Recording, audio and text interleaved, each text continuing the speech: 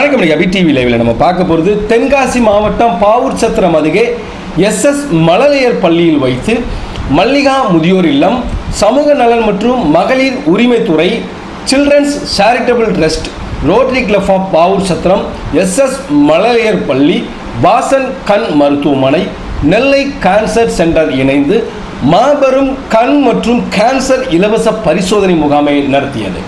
அந்த வீடியோ தான் நம்ம பார்த்துட்டு இருக்கிறோம். இந்த நிகழ்ச்சிக்கு மாவட்ட சமூக நல அலுவலர் செல்வி மதிவதினா தலைமை தாங்கினார். எஸ்எஸ் மழலையர் பள்ளி தாளாளர் சந்தானம் முன்னிலை வகித்தார்.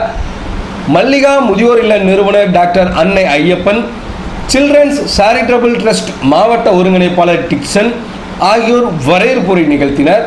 நெல்லை கேன்சர் சென்டர் சிறப்பு மருத்துவர் தலைமையில் பரிசோதனைகள் நடைபெற்றது.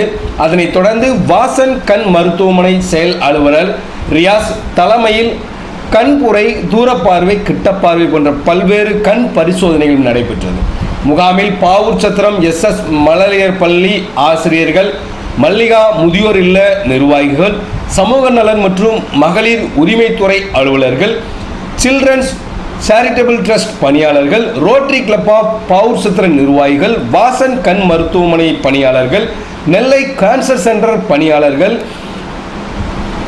பொதுமக்கள் என ஏராளமான மருத்துவ முகாமில் கலந்து கொண்டனர்.